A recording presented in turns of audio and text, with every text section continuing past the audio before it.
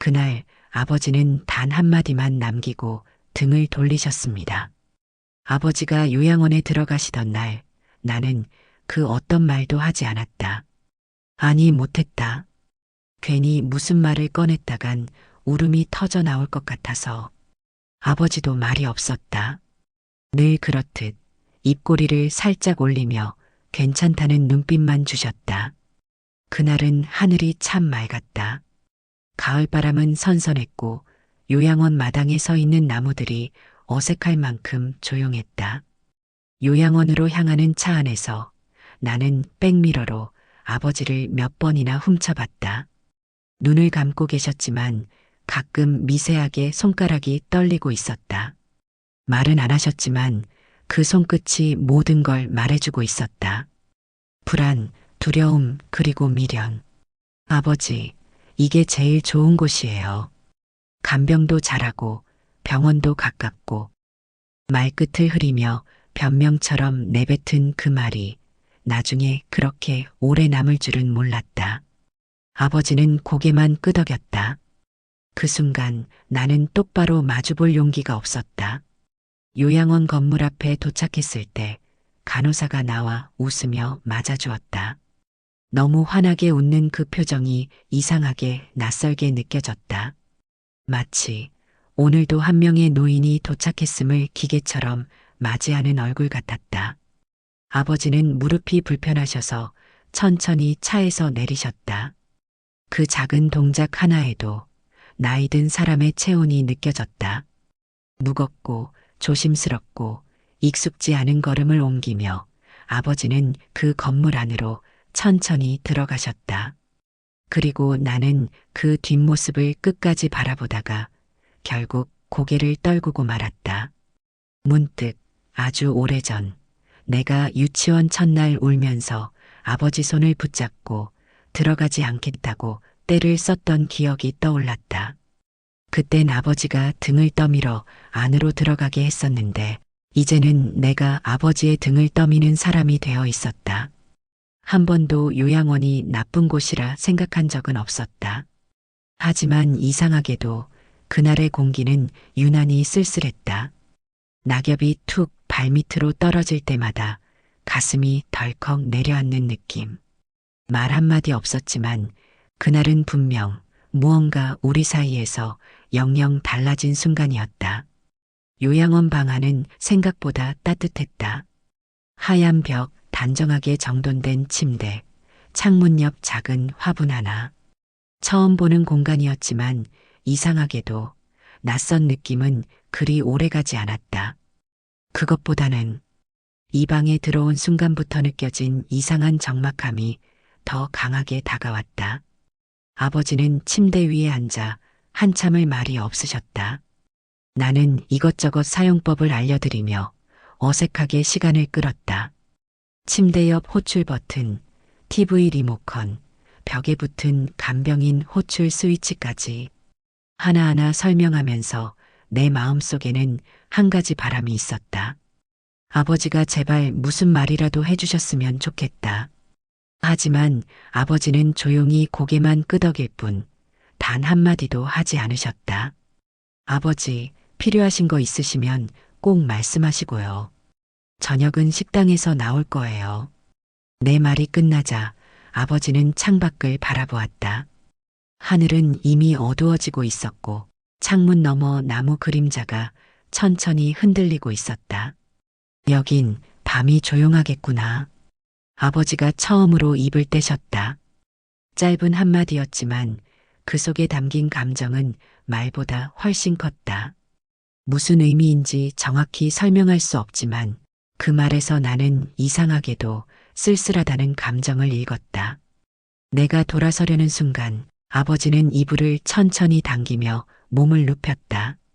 등을 돌린 채 아주 조용한 목소리로 한마디를 남기셨다. 가라. 그 말이 왜 그렇게 마음에 박혔는지 모르겠다. 화내는 말투도 아니었고 서운함도 없었다. 그냥 너무 조용해서 오히려 더 아팠다.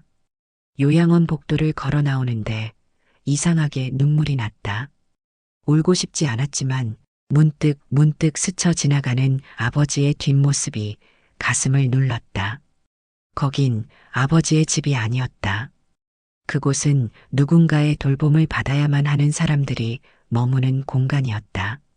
그리고 우리는 그 아버지를 그곳에 두고 돌아서야만 했다. 그날 밤 나는 잠들지 못했다. 방 안은 고요했지만 내 마음은 깊게 뒤척였다.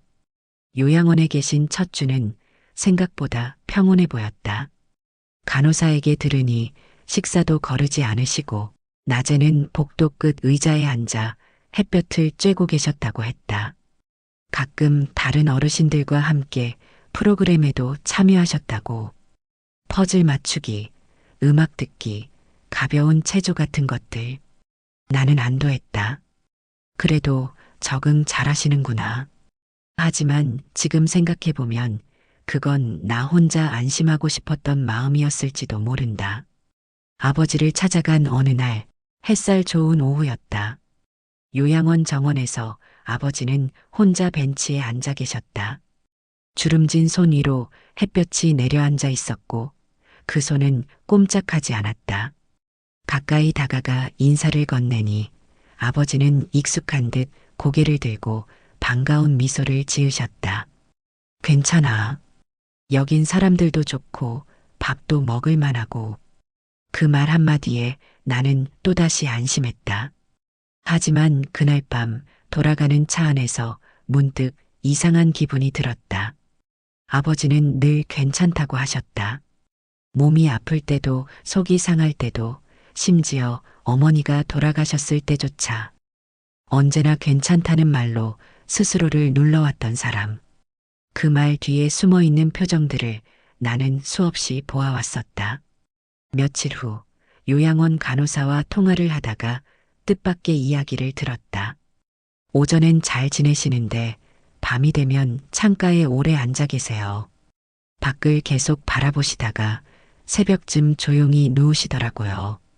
그 말을 듣는 순간 머릿속에 그려졌다.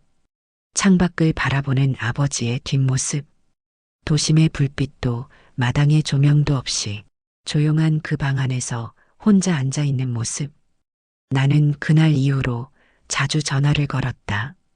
하지만 아버지는 통화할 때마다 짧게 대답하셨고 이유를 물어도 괜찮아, 별일 없어라는 말만 반복하셨다.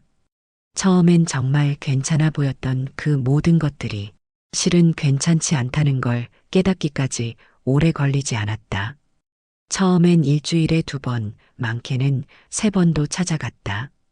아버지가 적응하시기 전까지만이라도 가급적 자주 얼굴을 보여드리고 싶었다.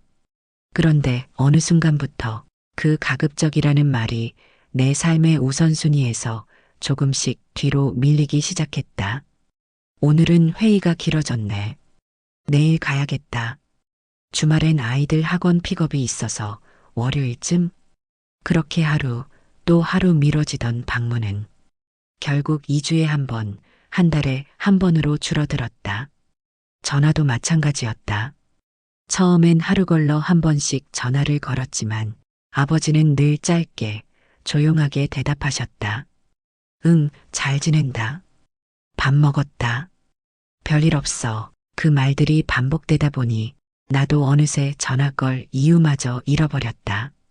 그리고 이상하게도 연락이 줄어들수록 마음속 불안은 오히려 작아졌다.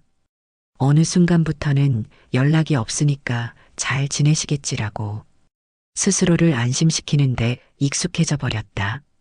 요양원 간호사가 보내준 사진 속 아버지는 여전히 같은 벤치에 앉아 계셨다. 햇볕이 내리쬐는 오후 가만히 고개를 떨군 채 정원 한쪽을 바라보는 모습. 표정이 어땠는지는 잘 기억나지 않는다. 그저 조용했고 고요했고 어딘가 슬펐다는 느낌만 남아있다. 언젠가부터 아버지는 전화를 받지 않으셨다. 전화를 걸면 간호사가 대신 받았다. 오늘은 조금 기운이 없으셔서 다음에 다시 걸어보세요. 그 말이 반복될수록 나는 점점 더 전화를 거는 걸 망설이게 되었다. 한참 후 요양원을 다시 찾았을 때 아버지는 예전보다 말이 줄어들어 있었다. 눈은 나를 봤지만 오래 머무르지 않았다. 나는 웃으며 이런저런 이야기를 늘어놓았지만 아버지는 고개를 끄덕이기만 했다. 마치 내가 누군지 왜 왔는지 잊어가고 있는 사람처럼 그때 알았다. 우리는 단지 거리가 아니라 시간과 기억 속에서도 멀어지고 있다는 걸. 아버지의 하루는 항상 같은 시간표로 흘러갔다. 아침 7시에 기상, 8시에 식사, 10시엔 간단한 체조나 산책. 점심을 드시고 나면 짧은 낮잠, 그리고 오후 햇살이 좋은 날엔 정원 산책. 그 뒤엔 다시 간식, 저녁, 약 복용, 취침. 기계처럼 정돈된 일정 속에서 아버지는 조용히 그날을 살아내셨다. 요양원 복도 끝 햇볕이 잘 드는 유리문 옆에 놓인 의자가 아버지의 자리가 되었다. 그곳에 앉아 아버지는 종종 같은 방을 쓰는 박노인과 나란히 앉아 있었다. 두 분 다 말수가 많지 않았다. 하지만 가끔 아주 짧은 대화가 오가곤 했다. 어제는 꿈을 꿨소. 무슨 꿈이었는데요? 젊을 때 자전거 타던 꿈. 그 한마디에 두 분은 오래 웃지 않았다. 그저 고개를 한번 끄덕이고 다시 침묵 속으로 돌아갔다. 말 대신 오래된 기억을 꺼내어 바라보는 듯한 눈빛만 오갔다. 아버지는 그날도 창밖을 바라보다 낮게 말했다. 젊었을 땐 이런 데 올 줄 몰랐지.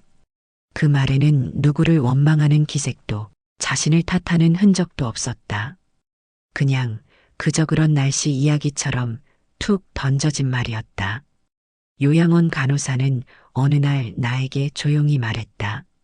아버님 많이 참으세요. 아프셔도 괜찮다고 하시고 힘들다고 말하시는 걸 거의 못 봤어요. 그 말을 듣고 나는 이상하게 숨이 막혔다. 괜찮다는 말 뒤에는 얼마나 많은 것들이 숨어 있었을까. 젊은 시절, 가장으로서의 무게. 아내를 먼저 떠나보내고도 끝내 눈물 한 방울 보이지 않던 얼굴. 그리고 지금 돌봄을 받는 삶 앞에서도 그는 여전히 참는 사람이 되어 있었다. 그 시간 동안 나는 아무것도 하지 못했다. 멀리서 바라보는 것밖에. 아버지와 박노인의 등 너머로 나는 늙어간다는 게 무엇인지, 참는다는 게 얼마나 외로운 일인지 조금씩 배워가고 있었다. 편지는 간병인의 손을 통해 우연히 내 손에 들어왔다. 며칠 전 아버님께서 저한테 이걸 좀 전해달라고 하셨어요. 간병인은 조심스럽게 종이 한 장을 내밀며 말씀은 잘 안 하시지만 손이 참 따뜻하세요. 라고 덧붙였다. 나는 그 말보다 손에 들린 편지에만 시선이 멈췄다. 얇은 회색 편지지 위에 삐뚤삐뚤하지만 정갈한 글씨로 아버지는 글을 써내려가고 있었다. 잘 지낸다. 너무 걱정 마라. 여긴 따뜻하고 조용하다. 나는 어릴 때 생각을 자주 한다. 내가 유치원 갈 때 내 손 안 놓겠다고 울던 날도 기억나고 자전거 뒤에 너 태우고 동네 한 바퀴 돌던 날도 기억난다. 지금은 내가 나를 데려다 줬지. 그때나 지금이나 나는 참 내가 고맙다. 나는 그 문장을 3번쯤 반복해서 읽었다. 문장 하나하나가 짧은 숨처럼 가슴 안에서 부딪히고 흘러갔다. 그리고 마지막 줄에서 숨이 턱 막혀왔다. 이곳에 있으니 내가 점점 사라지는 것 같다. 그래도 사라지기 전에 너한테 한 번은 고맙다고 말하고 싶었다. 나는 그 자리에서 꼼짝도 하지 못했다. 눈물이 났다. 소리도 없이 뜨거운 것이 볼을 타고 흘러내렸다.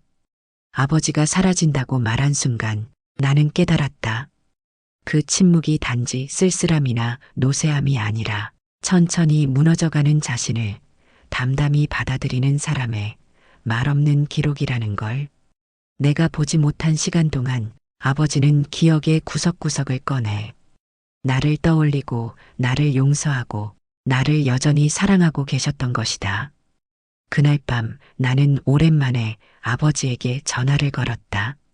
신호음이 2번 울리고 익숙한 간호사의 목소리가 들렸다. 지금은 주무시고 계세요. 메시지 남기실래요? 나는 수화기를 꼭 쥔 채 한참을 망설이다가 조용히 이렇게 말했다. 아버지, 저도 그때 자전거 뒤에 타 있던 거 기억나요. 저도 고마웠어요. 사람들은 말한다. 부모님께 잘하라고. 살아계실 때 후회하지 말라고. 그 말이 틀렸다는 걸 나는 안다. 하지만 그게 그렇게 쉽지 않다는 것도 누군가는 좀 알아줬으면 했다. 요양원에 아버지를 모시기로 결정한 날, 나는 스스로를 얼마나 많이 설득했던가. 이게 아버지를 위한 거야.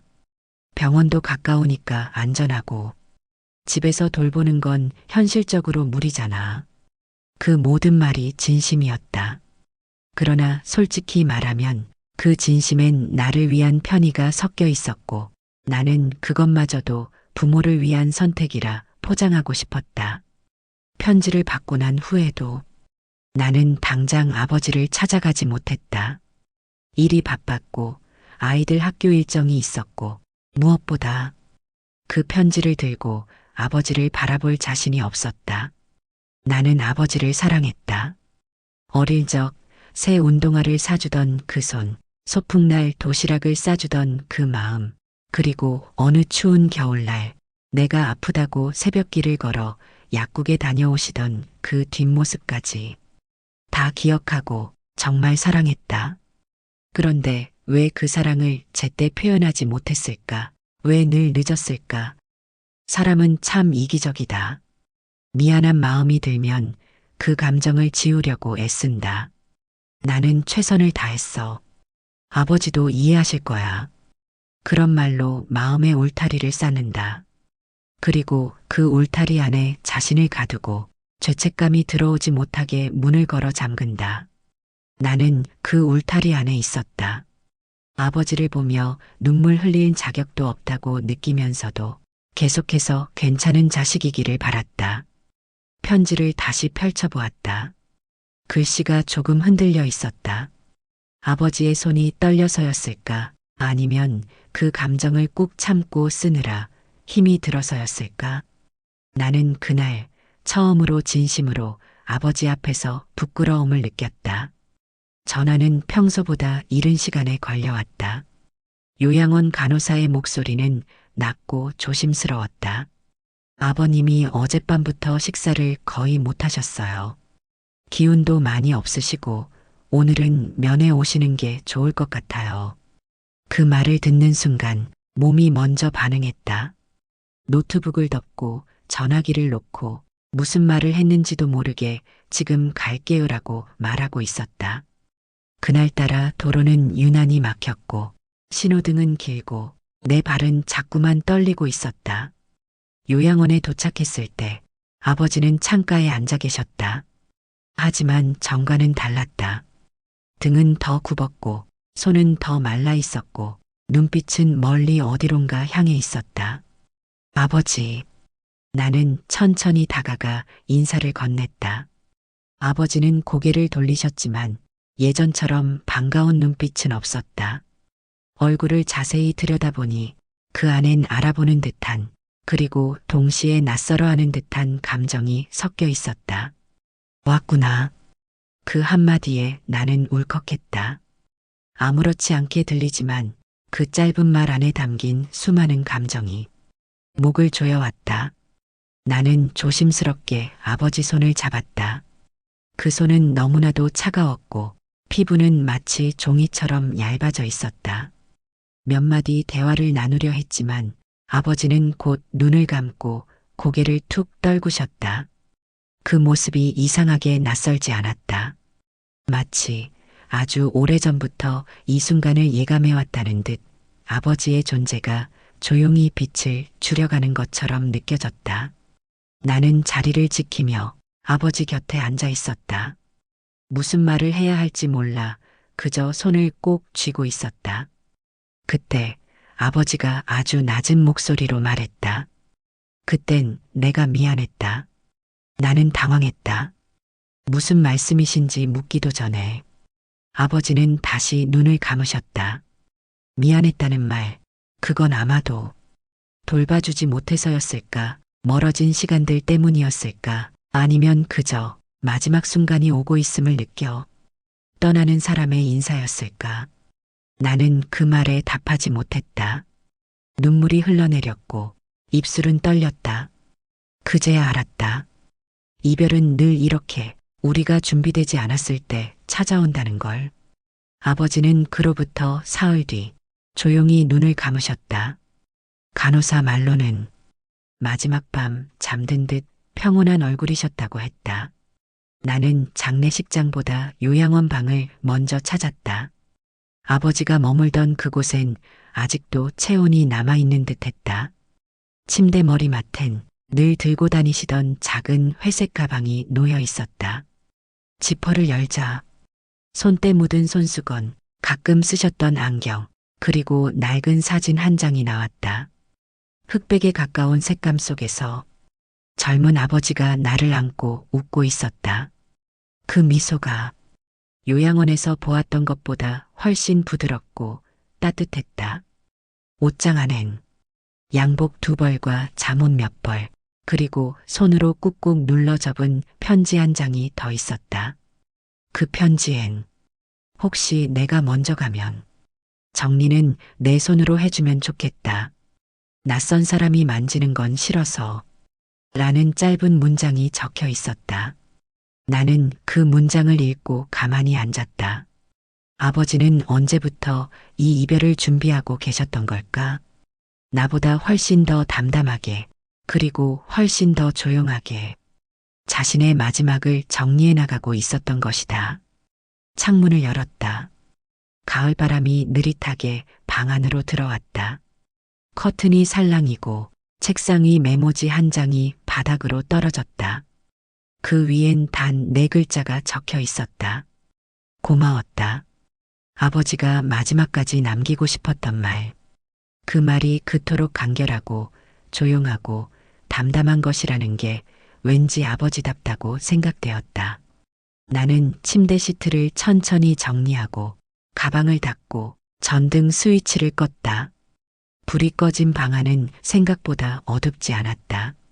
창밖에서 들어오는 빛이 아직도 그 방을, 그리고 아버지의 기억을 따뜻하게 감싸주고 있었다. 장례가 끝난 뒤 모든 것이 조용해졌다. 사람들도 돌아갔고 위로의 말도 멈췄다. 내 앞에 남은 건 작은 유골함과 회색 가방 하나, 그리고 몇 장의 편지뿐이었다. 문득 아버지의 목소리가 머릿속을 스쳤다. 그 짧고 낮은 말투, 항상 끝을 흐리며 괜찮다고 하시던 그 말. 예전엔 그냥 무심한 성격이라 생각했지만 이제는 안다. 그건 진심이었고 사랑이었다. 우리는 종종 너무 늦게 깨닫는다. 가까이 있을 땐 미처 보지 못했던 것들을. 돌봐야 할 때 외면했고, 들어야 할 때 귀를 닫았고, 사랑해야 할 때 바쁘다는 이유로 미뤄뒀다. 이제야 들린다. 아버지의 그 짧은 말들, 묵묵한 침묵, 그 안에 담겨있던 수많은 감정들이 시간이 지나고 나서야 조용히 내 가슴을 두드린다. 어릴 적 나는 아버지 뒤만 졸졸 따라다녔다. 아버지는 항상 내 앞에 서 계셨고 나는 그 등을 보며 세상을 배웠다. 이제는 그 등을 다시는 볼 수 없지만 나는 여전히 그 어깨에 기대어 삶을 살아가고 있다. 누군가 내게 묻는다. 요양원에 보낸 걸 후회하냐고. 나는 대답하지 않는다. 왜냐면 후회라는 말로는 그 모든 감정을 담을 수 없기 때문이다. 그저 그곳에서 마지막까지 나를 떠올리며 살아준 아버지께 나는 이제야 이렇게 말할 수 있다. 아버지 사랑했어요. 그리고 너무 늦었지만 정말 고마웠어요.